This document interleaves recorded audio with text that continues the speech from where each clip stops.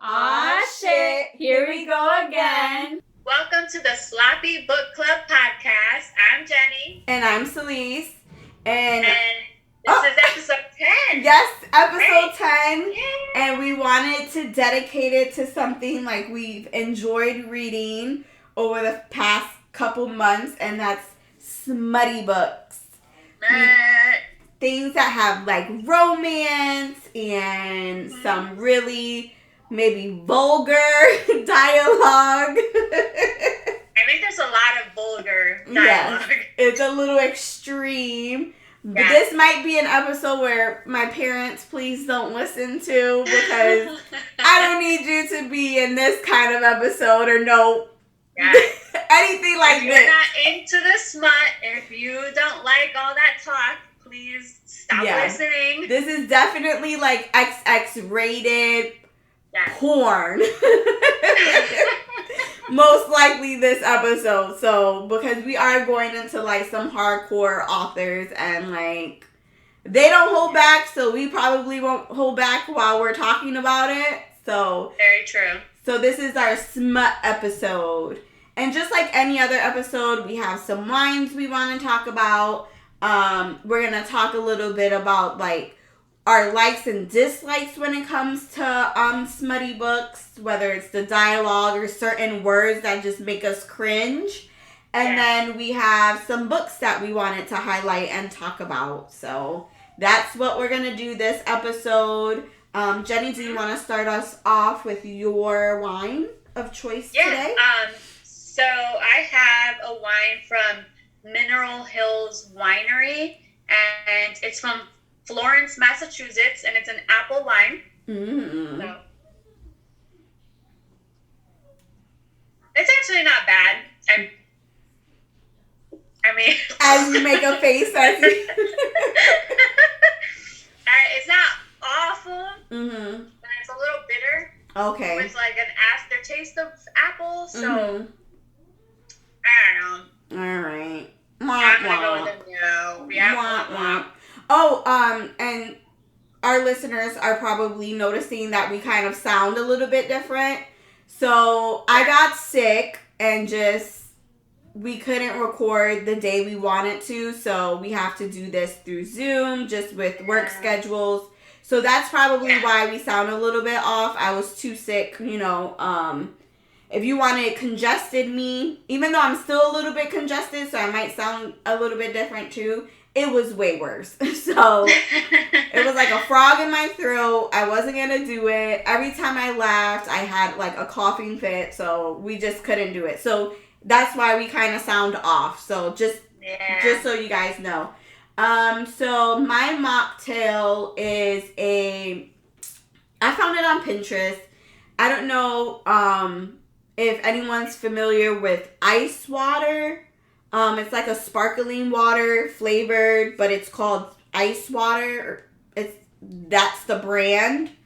They have like a mockmosa with their grapefruit. Ooh. Yeah, their grapefruit sparkling water.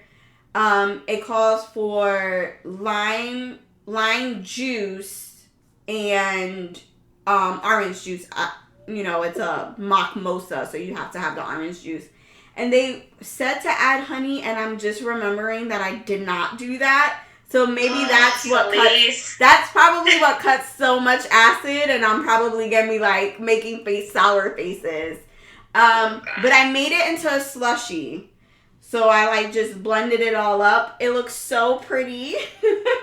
And I'm gonna try it. It does look really pretty. And I'm gonna need you to make that for me the next time I'm over there. This is actually really good. Is it? Yes. That looks really good. Oh, I'm just picturing it with some added extra, liquor. Yeah. And this is something that would be trouble in the summer. This is actually really, really good. Oh, I'm excited. You're gonna have to make it for me. Oh, no. That's good. I'm just envisioning this summer when, I'm not breastfeeding and having a baby in my belly, so this is gonna be eyeing that glass. That's gonna be a problem. That's really, really good. But yeah, so those are our drinks. Awesome. So let's go into words that make us cringe, or maybe kinks. Yes, oh my god. Kinks and smutty books that we're not into. I'll start us off with the kinks. I am not into that, like, daddy role play, like, grandpa, I don't know, like, it's usually, like, grandpa? Well, not grandpa, but it's like, what was the series that we recently read, and he was older and she was younger, and he had, like, gray hair, so he was kind of older. That was, Dipped in Holly. Yeah, so, like, her calling him daddy, or him, him telling her to do that, like, that just makes me so uncomfortable. There was a lot of daddy kink in that. Like, a lot. That, it didn't do it for me. It made me really uncomfortable. I don't like it. I don't know.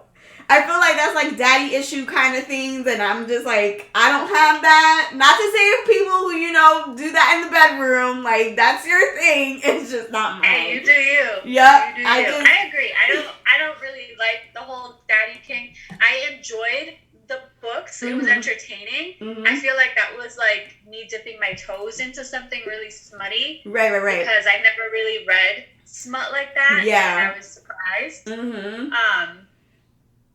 Yeah, I read that at work, like, partially, and it was not okay. Oh my god. I kept trying to hide my Kindle.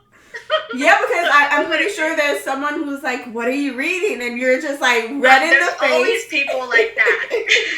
And it's like, what do you say? Oh, a sex book? Like porn? Like, while you're working? That's literally what I say. I say I'm reading about sex. Really? Oh, I would lie. Yeah. Well, a lot of people are readers there, so... I would be like, oh, recipe for cookies. I can't see myself admitting. I would just probably turn red and be like, nothing. Oh my god. I think that's worse. Because then they can just think whatever they want to think. But yeah, for me, that kind of like, that's just not my thing. I don't like it. I'm more of, like, I enjoy the dominant kind of, like, male kind of thing. And I think I get that from 50 Shades. Because that was the first time I read something that was so detailed. And it talked about, like, bondage and all that kind of thing.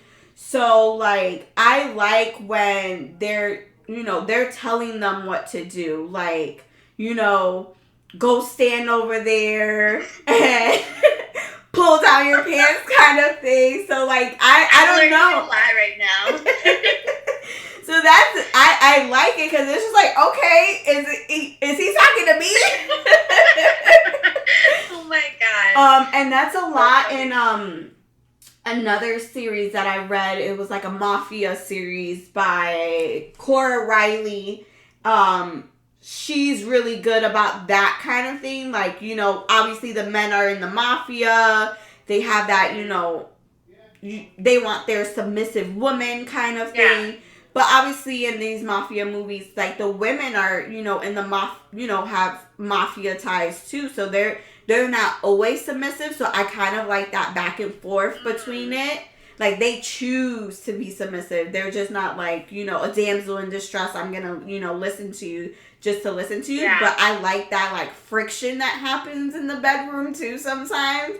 When they kind of fight the love. Okay. So I haven't read anything yet, I think, that the women are more of the dominant in that relationship. It's always been the men, so... Maybe I should start reading Mafia stuff. Yeah, Mafia romance. We'll I mean, Cora Riley does a really good job about, the men are in charge, but, the women don't always back down. They're like, no, sometimes. Yeah. So I kind of really like that. But she was the one that, I forget what the character's name was, but he tells her to, like, get on the counter kind of thing. And, like, I was just like, ooh!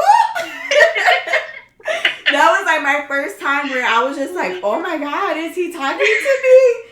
Because the way she worded everything for him to, for her to do what he wanted, it was just like, he wasn't playing games. And like, I felt it. Oh my God. And not for nothing, my sister got married in September, and I actually quoted one of her lines from her book, and I got it from a Mafia romance, okay? Are you serious? I oh my am God. dead serious. What was it? No one knows that I did, but I quoted, let me look it up. Oh my God, I can't believe Your sister's gonna know now. Now she's gonna know. But I thought it was a great quote, and I was just like, oh, I have to put this in, my wedding speech. And it was one of the sisters was asking her older sister who just got married, how does she know she's in love? Mm-hmm. So she says, love is when you feel safe in someone's arms, when he's the first thing you want to see in the morning. Love is surrendering. You risk getting hurt, but you don't care. You are willing to give someone the power to break your heart. Love means seeing someone at their worst and still seeing the good in them. Love means someone is perfect for you despite their imperfections. And I just thought that was just like so beautiful. That's so cute. And it came from a Mafia smutty romance. Oh my God. It doesn't matter where it came from. It was cute. Mm-hmm. So if you're interested from that quote, what book that was Bound by Hatred by Cora Riley, and it was book 3 of her Born in Blood series. Mafia romance. I'm gonna have to read that. Yeah, so that quote, I was just like, oh my God, that's so beautiful. That's really cute. And I put it in my wedding speech for her. Oh my God. So you can even get things from Mafia romances, people. Well, how about you? When I knew we were like doing this whole smut thing, I was like, oh my God, there's so many like cringy words that I had to like remember to talk about because they just made me go, ugh. Tell me, and see if I do the same faces. So, calling a vagina mound, wow. Like he grabbed my mound, like M-O-U-N-D. Yeah, I don't even remember where it's from. I was just like thinking about things, and I was like, mound. That's so unattractive. So I feel like, most of the stuff that I've read that was kind of a little bit smutty is more fantasy that I feel like are like weird words. Like they don't really say vagina or clit or whatever in fantasy. They say it more in contemporary books. That's true. Because mound is one of them. Yeah. Because even in the Ice Planet Barbarian series, like they don't call like, a penis, a dick, or anything like that. It's I think it's like a spur. I don't know. Yeah, so it's like totally made it's up totally shit, different. Like, Yeah. Mound? When they say nub. You just think of something little, like a little nub, like. I don't like it. Why can't you just say clit? Just say clit. A nub. Oh my God. There's one nub. This is not really cringy, but it's when they call the vagina sex. Like, he touched my sex. Like, okay. I just think it's kind of weird, but it wasn't like, really cringy. That, or like when they're like, oh, in my, where it throbs or where it's the heat. It's just like. Yes. Like bundle of nerves. Yes. Like. Yes. You know what? Bundle of nerves you would see a lot in fantasy romances. Yeah. Because I think it's because like the aliens don't really know what it is kind of thing. But at the same time, it's like we know what it is. Like. But it's just weird. Yeah. Like I'm not mad at it, but it's weird. Yeah, the weird ones for me are like the what is it? Where I'm throbbing or something, or like it's like an innuendo instead of just saying what it is. I hate that. Yeah. It's just like just say what it is, okay? Yeah. I know. That's all I want. I want real words. I want you to tell me exactly what it is. Mm-hmm. I don't want to hear that it's a bulge. Mm-hmm. I don't want nicknames. Like, really? I don't want to hear that it's a bulge. I know it's a penis. Mm-hmm. I know that's what it is. Exactly. When they say, his swollen shaft, like, okay, I know he's got a boner. So pick, like, a different word than swollen, because that makes me think, like, something's wrong with it.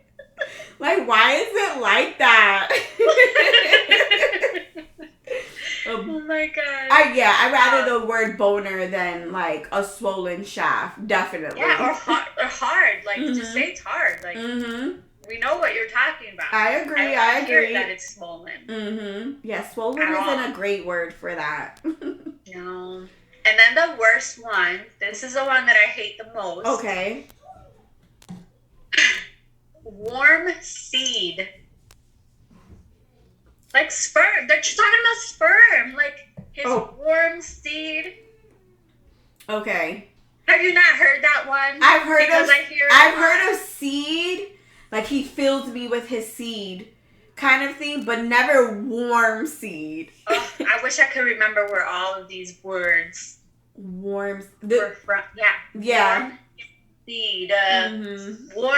Warm seed. No. I don't think I've ever heard warm seed, but I definitely heard like, oh, he filled me with his seed kind of thing. So, and I'm just like, okay, good for you.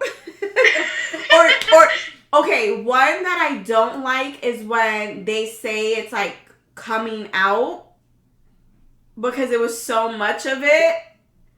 Oh, like it's like coming out of her? Yes. Like I don't want to envision that. I don't want to see that either. So. Like I don't want to visualize that. So that's something that I find cringe. Is that when just hold it in there. Come on. Or don't say it. Don't say it's falling out of, dripping down your leg. Like I don't want to know that. I like that. I don't want to know. I'm sorry. I just don't. I don't. Because it makes me, uncomfortable. I agree. I can deal with, a lot of vulgar, but once you say it's, dripping down your leg, I'm like, ooh, so gross. Like we said, this is going to be X-rated, people. It's not going to make me stop reading it. Oh, no. I'm not going to stop. I'm definitely not going to stop reading it, but you did make me cringe a little bit. Just a little bit. Just a little bit. I agree with that. So, yeah. I might call them out next time on it, too. You're going to call them out on it? Why are you saying seed? Why is it dripping? A hot mess. Any other words or, kinks that you're not into? I think those cover it. I just want to hear normal things. If they're going to say shaft, just say cock. I know it's his cock. I'm okay with that word. I don't care. It doesn't have to be penis. Right. But it doesn't have to be, this whole big to-do. The swollen log. No. His third arm. Have you heard that one? That's awful. Why? Who said that? I don't remember, but it was she was just describing it that, it could have been his, third arm or something like that. That is crazy. That is ridiculous. I don't want to hear that. That's just weird. They're always unless it's a sci-fi, it might work. Right. True. Weird, but true. Yeah, weird, but true. Weird, but true. I agree. All right, so let's go into some of these romance books that we've been reading. I recently posted about Addicted to You. Oh my God, I'm blanking. By Becca and Krista Ritchie, I believe. All right, let me get into it because as I was telling Jenny earlier today when I said I wanted to talk about this book, I was just frustrated. Absolutely frustrated. So, Addicted to You by Krista and Becca Ritchie is about Lily Calloway, who is a sex addict. And that's what really got me into the book. I'm like, okay, I've never read anything where it had to do with like an addiction or something. And then it's her and her childhood best friend, Lauren Hale, and they both come from really rich families. Like Lily, basically, her family, basically it's like Pepsi. You know, they're the owner of Pepsi kind of thing, but it's called Fizz. And Lauren's father is almost like Johnson and Johnson, like a bunch of like baby products kind of thing. And this is how they, you know, they built their fortunes, you know, their families are through these brands. And they're best friends. They've been best friends since the teenage years. And they know about each other's addictions, and they've never ratted on each other. And this has been happening since they were teenagers. Lily has always been interested in sex and one-night stands since she was like a young teenager. And Lauren has been addicted to liquor since he was young, when his dad, I guess his dad let him sip it one time, and that was it for him kind of thing. And he kind of got caught, and his dad was like, you better get your life together or you're going to lose your trust fund kind of thing. So Lily has been helping him hide his addiction while no one knows about Lily's but Lauren. Lauren is the only one. So what frustrated me is the fact that there was no real, at least from book one, because I guess this is a series. It's called the Addicted series, and this was just book one. And from what I've gathered, they have no reasoning behind their addictions, really. Like, I get Lauren's dad is like, you know, really high strung, is mean, you know, semi-abusive verbally and maybe a little bit physically in the way he like grabs Lauren, but it never says that he's actually like physically assaulted him, like punched him or anything like that. And with Lily, she just has like a really loving family. So it's just like, why are you guys so messed up? But again, I'm not addicted to something. So it's, you know, no one really knows your underlying reasons. Sometimes it just happens. But I was just so frustrated because maybe if there was a reasoning behind it, I can kind of empathize, but I couldn't really because it was almost like first world problems, you know, or rich people problems. Like, you have all this money and it's just like, really, you're going to turn to the bottle? Not to be judgmental. I mean, like I said, addiction is really hard to judge, or shouldn't really be judged, but it was just hard to empathize for them, especially because they enabled each other so bad. Like, it was so bad. It was so toxic that's what it sounds like. Ugh. It was so toxic. And it was like, I think they described it as like an epic love story. And I'm like, no, this is like toxic. Like, they're terrible for each other. Like, you want them to work. Like, there was one quote from Lauren when he told Lily that he wanted to love her more than... Sorry, I'm getting congested again. He wanted to love her more than the bottle. So he says to her, I want to love you more than I love this. He waves his bottle, and I don't know how else to do it unless there's something to lose. And he says that because for about 3 or 4 years, they've been fake dating to their family so that when they went off to college, they can be together and help enable each other, cover for each other. So they were saying, you know, we're a couple, and, you know, the parents were happy about it because these are 2 billionaire families coming together. You know, it would be, you know, the most epic love story in like the papers and magazines and stuff. So of course their families are like, yeah, you guys can date or whatever. But really they were fake dating.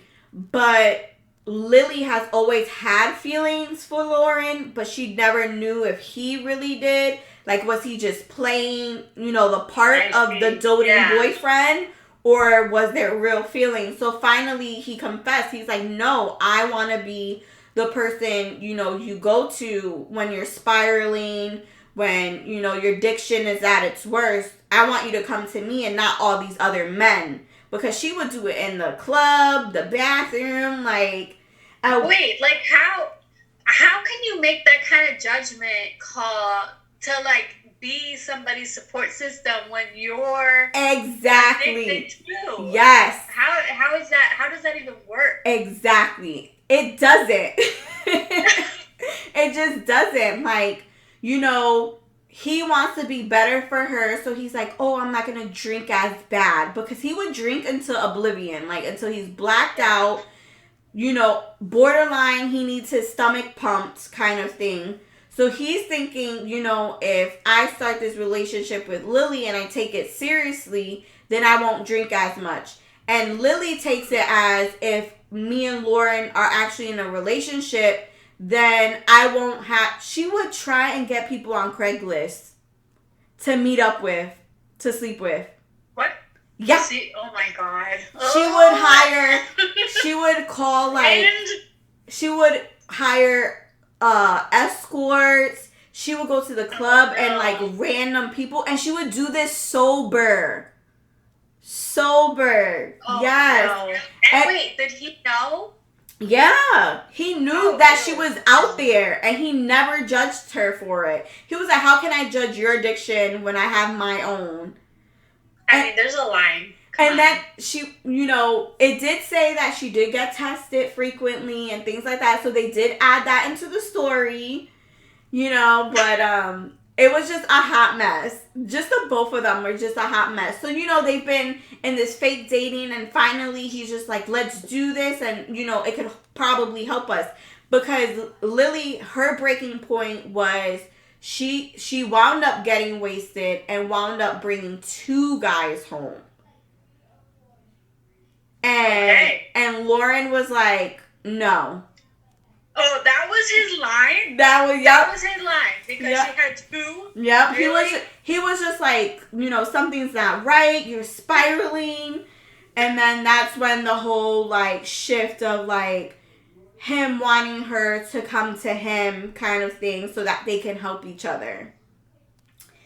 And one night, they come across Connor, who is another person who's really rich, and he becomes friends with them because Lily is...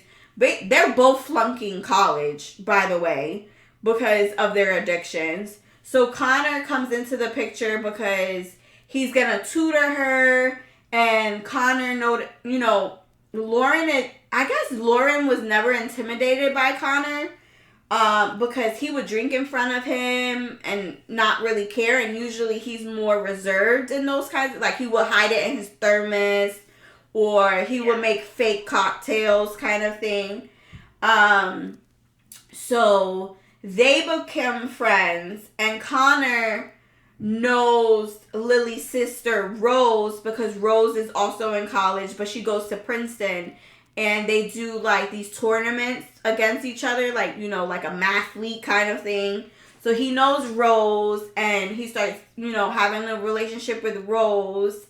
And then one night for Lauren's birthday, Connor invites them to this Halloween party, because Lauren's birthday is on Halloween. And Lily is like, oh, let's go out, let's do something. So they go out. He gets wasted. He's about to get beat up because they go to, like, this rich person's house, and he gets into, like, the, you know, high-end liquor cabinet that was locked, but he picked the lock to drink it. And he drank, like, 40 grand worth of, like, high-end liquor or something. So, like, the guys want to fight him. And so this guy named, I want to say his name is Reich, comes into play, and he becomes another friend that kind of helps them. But he knows that there's something wrong with Lauren. He's like, yo, you're an alcoholic, and Lily is enabling you, and Lily, you're gonna help me stop Lauren from drinking. And it's all because he had hidden reasons, and we learn about it later on, why he's so attached to Lauren. At first, you're kind of thinking, like, oh, is he, like, into him? Like, you know, in, like, a lover's kind of way? Or what's the reasoning? But we learned that Lauren's dad and mom's, you know, had a divorce, and his mom wanted nothing to do with him.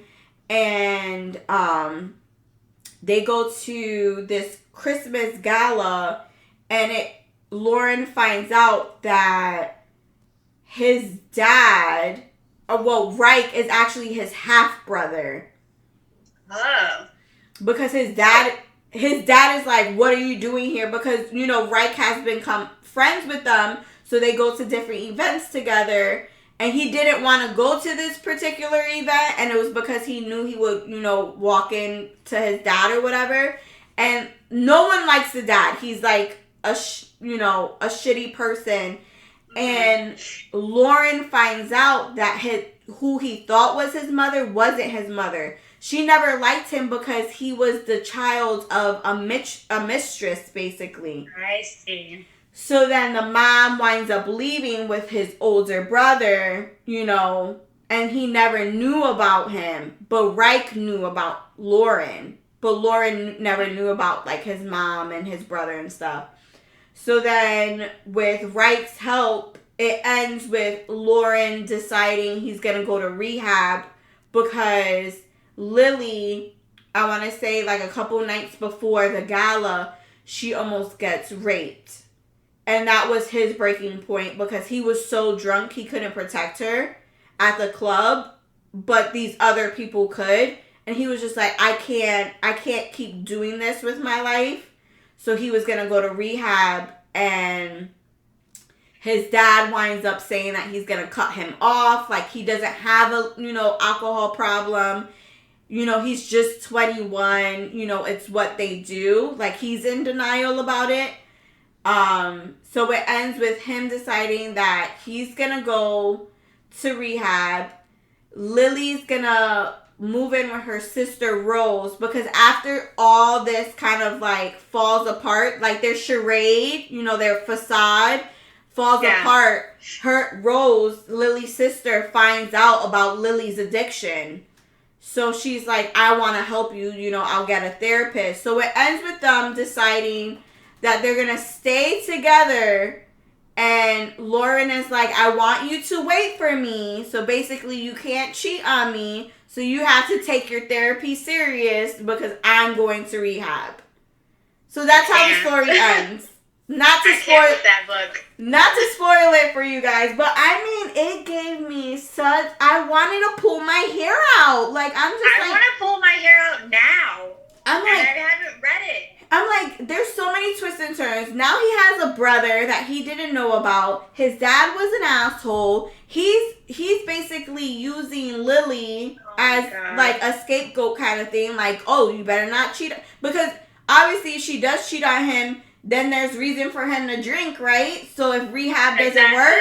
So it's just like, I don't see how this relationship is going to work. And I don't know if I want to continue the series to find out.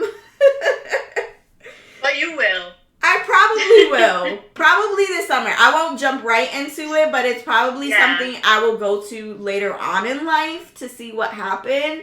Because I don't like the characters at all. I really don't. But I like the side characters. Like Connor and Reich. Like Connor is like so blunt, so honest.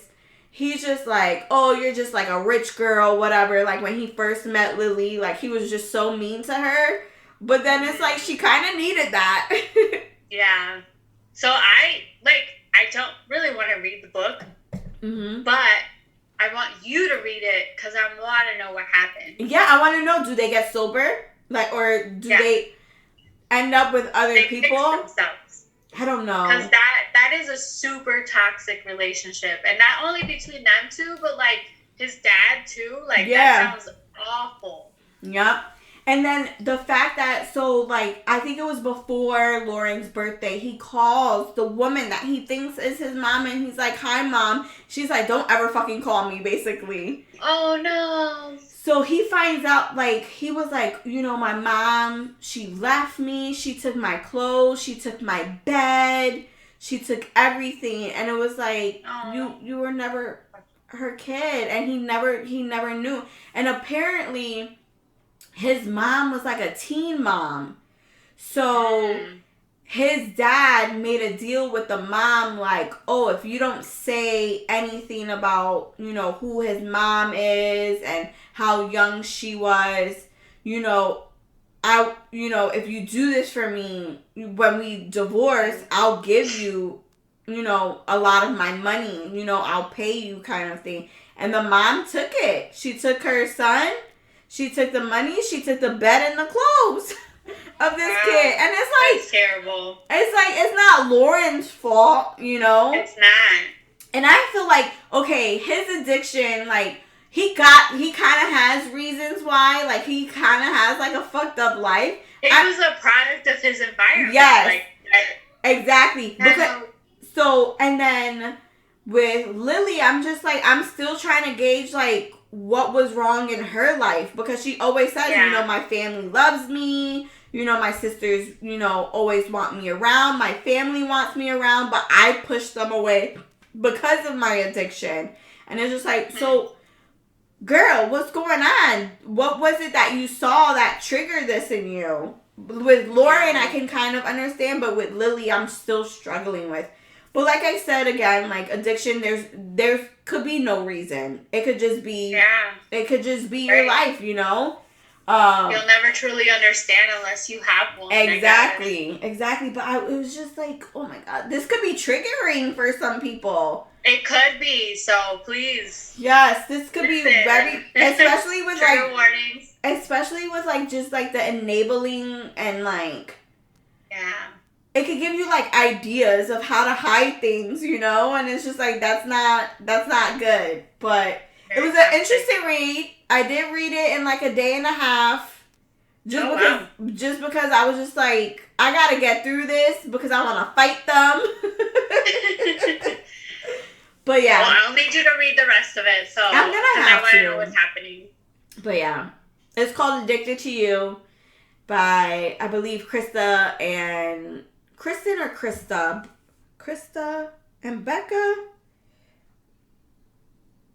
Becca Ritchie. But yeah. And on the cover it says, 2 best friends, liars, lovers, addicts, one epic love story. It should be one epic. No, definitely not. Right? That does not sound like an epic love story. I'm sorry. No, it's crazy. It's just a toxic love story. Mm-hmm.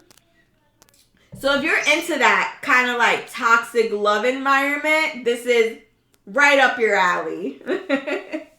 If you want to hear some crazy relationship, please read this story and tell me how it made you feel. If it made you go crazy like it did me. Yeah, I'd like to know. Please let me know. Comment below. All right. Right. So that brings us to my books, my smutty books. So I'm going to talk about Katee Robert. I love her. Mm-hmm. She has become an automatic buy for me. Nice. We love that. Yes. But she has a lot, so I have a lot to catch up on, which kind of sucks. Mm-hmm. Because she has a shit ton of books.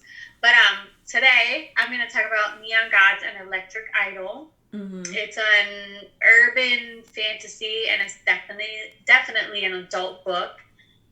So, both books are based in this city called the City of Olympus with a lot of, like, the same characters. So, characters that we know in Greek mythology, like Zeus, Poseidon, Hades. So, a bunch of them. So, there's 13 of them, 13 main gods. Okay. And their kids. Mm-hmm. So, Neon Gods is the first one. I'm going to try to keep it brief and not, like, spoil too much. Like I do all the time. Yes. I mean, we spoil in this podcast, right? Mm-hmm. So, but I didn't want to spoil both because if somebody loves the first one, you know, right. I don't want to spoil both books. So anyway, Neon Gods is the first book in the series. There's 3 books now, I believe. There's Neon Gods, Electric Idol, and Wicked Beauty, I believe, is the third one. But that's not out yet.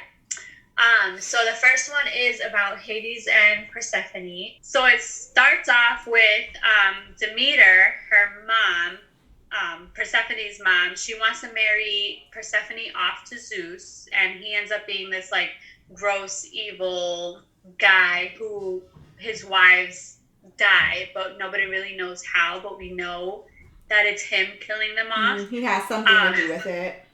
Right.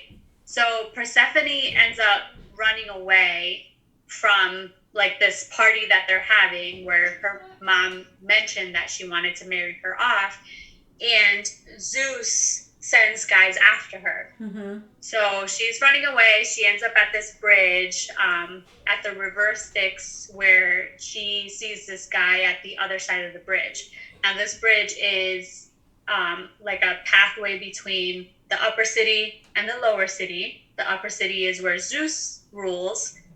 The lower city is where Hades rules. But at this point, we don't know that Hades is alive because everybody thinks he's a myth. Nobody's seen him for decades.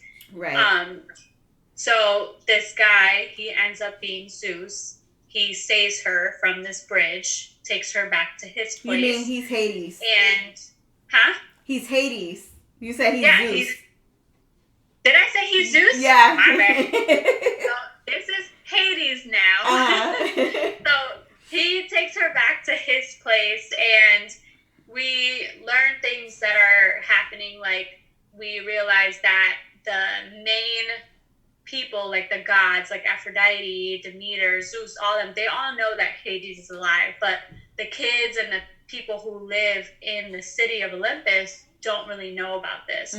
So they're all lying to these people, saying that, oh, Hades is gone, he's dead, whatever, which isn't true.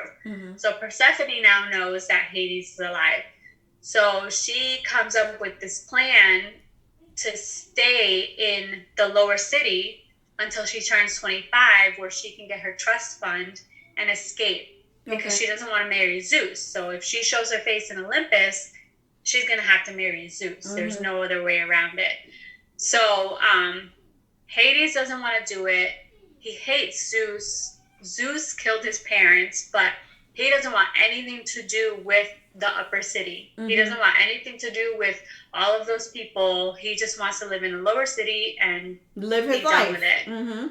Yeah. So Persephone, of course, he's like intrigued by her, but he doesn't want to do it. Eventually, she persuades him. Of course she does.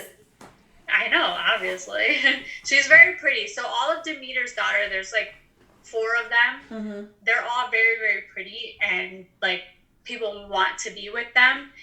So she persuades Hades to take this deal, and she would do whatever he wants if he would just let her stay there, and she protects him until she turns 25, which is like 3 months away or something like that. So eventually he's like, all right, fine, but if you're going to do this, you're going to have to do it all the way. I'm a person who likes to throw these elaborate parties, and I like to have public sex.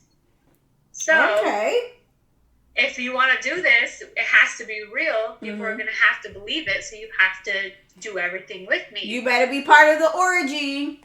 Yep, pretty much.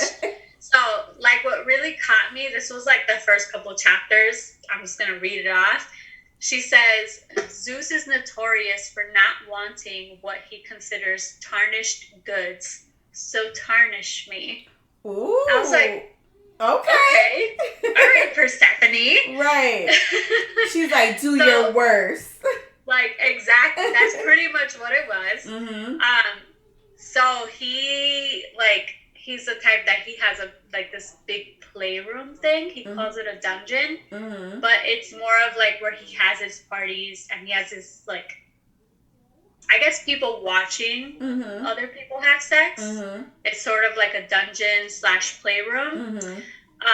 So he keeps pushing her like, okay, so we're gonna need to like do this eventually. Right. are you okay with this? And they go back and forth for a really long time. They start to like practice doing things here and there before they actually do this whole big reveal that they're together. So finally they have this big display. Like when I tell you like that freaking sex scene when they're in the playroom together, like people watching them, it's so graphic, wonderful. I think you would love it. So I don't even know. I've actually read it was the one with the veil, the fairy one that I was talking about a few podcasts back. Oh yeah. They do that. They do. He's basically a high lord kind of like fairy kind of thing, and she doesn't know it. And that was something that he was into, like, you know, having these women, having sex with women in front of other people. And he wound up doing that with her while they were somewhere. I forget what the reasoning behind it was. I think it was to show that she was taken kind of thing. So, yeah. So, I do like those kind of scenes. I really, like, it was so much fun to read. And it wasn't, like, he never made it feel like she was, like, you know, his slave or his submissive or whatever it was. Like, he always made her seem like she was his equal. Okay. Like, even if he was doing things to her in front of all of these people, he always made sure, like, she was the one who got off.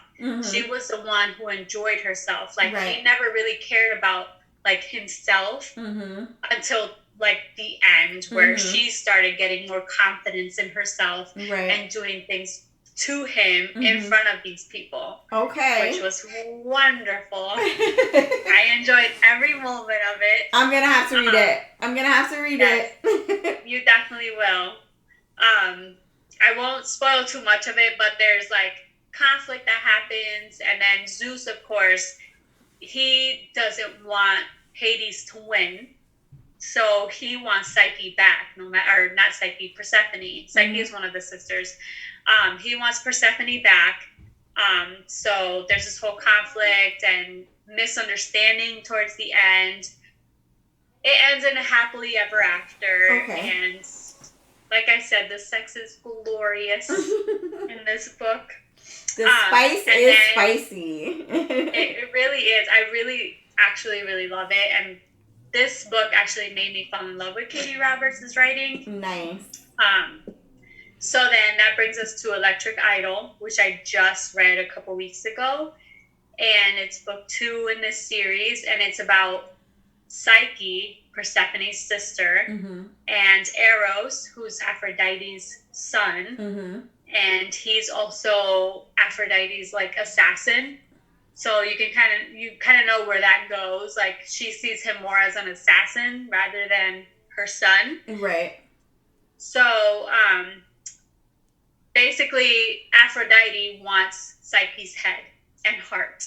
He wants Eros to kill Psyche. He ends up falling in love with her. Is it because she's pretty? Like, is like a jealousy thing?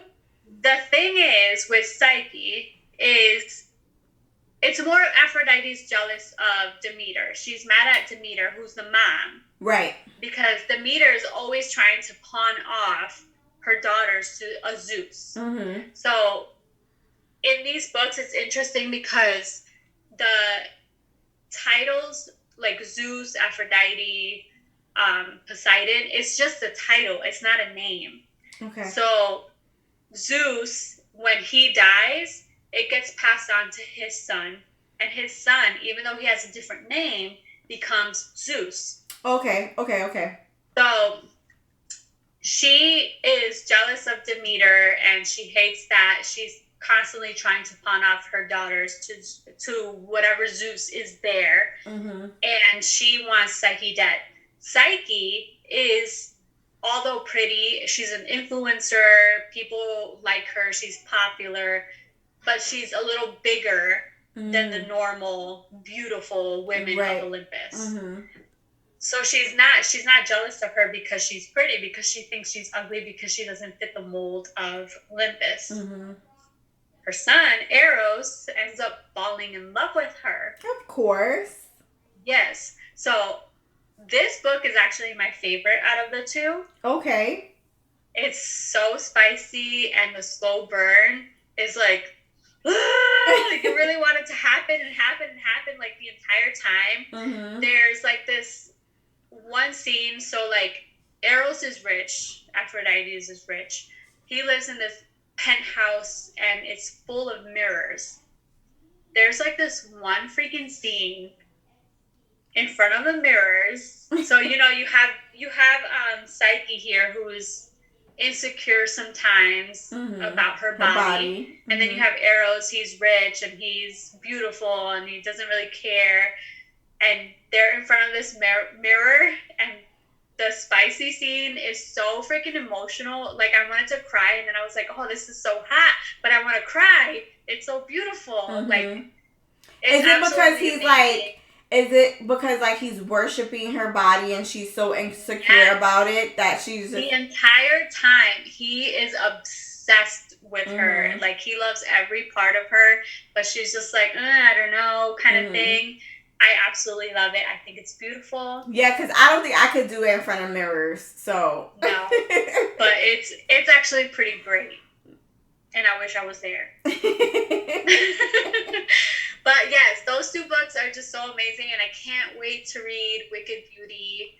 No, I'm so excited. I want to read everything. Don't worry, my summer list is gonna be obnoxious. Like, I cannot wait. Yeah, because that's all I'm gonna be. It's gonna be Eric, the baby, and just books. And just books. And just books. So I can't wait.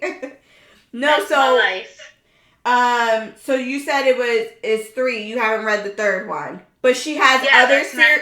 That's not out yet. But she has other series or like other books. Yeah, she has a ton of other series, and she has a bunch of like standalone stuff. She has a lot of free books as well on Amazon Kindle. That's where that's where Kindle gets you, man. When it's like free and then you're just like binging it. So you just start putting it in there. So like I was telling you earlier, it was I got into like these smutty books over the summer, and I was reading like these authors who had like a lot of books like yours does. What's her name again?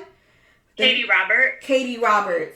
So like I got into Ruby Dixon, who's the Ice Planet Barbarian series, and like I told you, that's like 30 something books because there's 2. It's like Ice Planet and then it's Ice Home, and it's like, all within the same, planet, but they have like different villages basically. So, Ice Planet Barbarian was like the first village that they created with the humans, and then, Ice Home is, the second. So they have their own stories and their love interests. And then Born in Blood, the Mafia romance by Cora Riley. Those are, I think, like, is it 8 books? It might be. I haven't read the entire Mafia series. I read the first 4. But then there's also what really got me into like kind of spicy books, like the romantic suspense or romance contemporary, was Aurora Rose Reynolds. She has a ton of series, and they're like a good 4 to 10, books within a series. So I think the first series I read from her was the Until series. So it was Until November or Until so-and-so. And it was basically these guys. It wasn't until they met their love kind of thing where their life kind of fell into place. Okay. So it was like those kind of romances. But obviously there's always some dilemma, some, issue that kind of like separates their love, and then they come back to having a happy ending. So it was the Until series. I believe that one was like 4 or 5 books. And then they had a spin-off of Until Him and then Until Her. and it's their children falling in love. Oh, jeez. So it's like, you know, they raise their kids with their, you know, their partner, and now their kids are falling in love. And it was, if I remember correctly, I think it was the Until series where at the end, it's called the boom. It's when you fall in love with your person, it's basically like the boom happens for you. Okay. And this is like what do you call it? Like a family tradition kind of thing, or like myth or whatever, where it's like, oh, you're gonna know your person because it's gonna hit you, like it's gonna be a boom. Like a mate. Yes, basically, but with, you know, humans. It's like realistic. Yeah. So the Until series were about the four, I think it's the four I believe they're brothers, or they're related in some way. And then it's their kids, and like now them as, you know, the dads, they're like, wait, my kids are like falling in love, like, you know, the boom is happening to them kind of thing. So it's really, really cute. And then she has the Underground King series. That was great because that's more of like borderlines Mafia, but all the characters are intertwined. Like they all these series at some point kind of connect, but they all could be like a standalone. You don't necessarily have to like read the whole series, but it's a lot of them. And I spent the summer reading all of them. So that was Aurora Rose Reynolds. She's really good. If you're into Mafia romance, it's Cora Riley. If you want to dip your toes into like adult fantasy, that's Ruby Dixon. And if you're into like the classic love stories with you know, not as spicy as some of these, you know, smutty books have been, you can't go wrong with Nora Roberts. She's like the classic, like back in the day romance, you know, novelist. And I think she was the first time where I read a book where there was like sex in it or something. It was Nora Roberts. So she tainted me. It was her fault. It was her fault. But I enjoy spicy books because of her. So like I said, if you want to dip your toes into a little bit of spice, you can't go wrong with Nora Roberts. She's a classic. It's more like a PG R-rated, you know? It's not as like detailed. Raunchy? Yes, raunchy. Yes, it's not as raunchy. But if you want to go raunchy, then I would say that would be like adult fantasy, which is Ruby Dixon. Like, she's good at that. And then if you're into like I said, Mafia romances kind of thing, Cora Riley. And then if you want a long lasting series that have a, you know, bunch of characters you can kind of fall in love with, that's Aurora Rose Reynolds. She's really good. I like I said, I think I read all her series. Really? Or almost all of them. And they're just so, you know, it's happy endings, it's love, it's, you know, fights here and there. Like, it's just, it's great. Like, I love it. Like, you can't go wrong with them. So, yeah, we love our smutty books. And, you know, like I said, if you want to slowly dip your toes into it, I feel like those are some, like, go-to authors that could kind of test the waters for you. Like, oh, this might be too much for me. I need to, you know, dial back. But there's so many great authors out there. Dial back. Dial it back. Like, that's too much.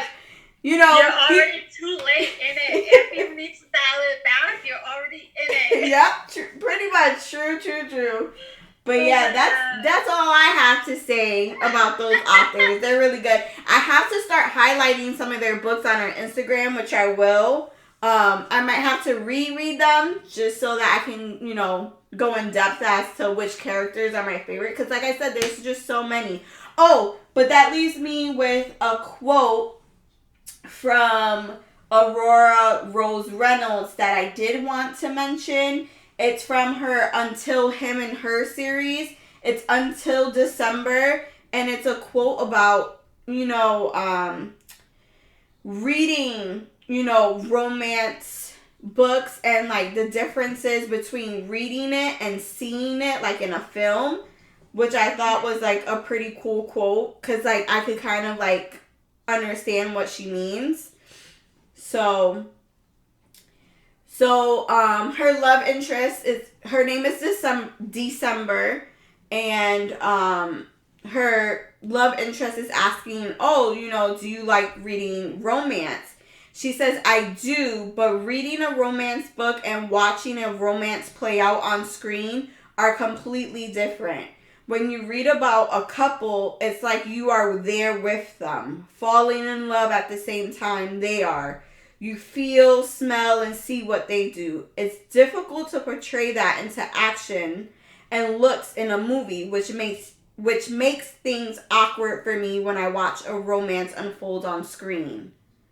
And I'm like, that is so true. And I think that has to do with, like, adaptations too.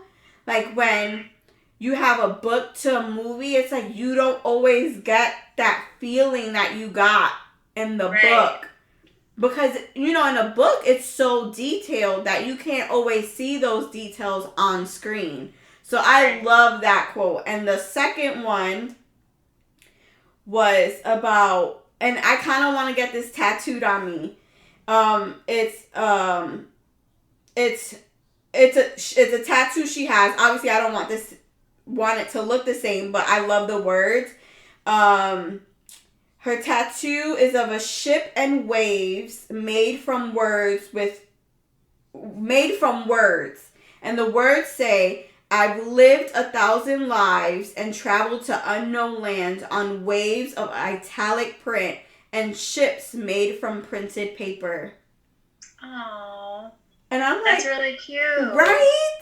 Like, I love that book. Cute. Like, I think for book lovers, I think we can all, like, feel that, Like, you do go, to different worlds and fall in love and, like, how can you not? So I love that. So those are my two quotes from the Until series. I love it.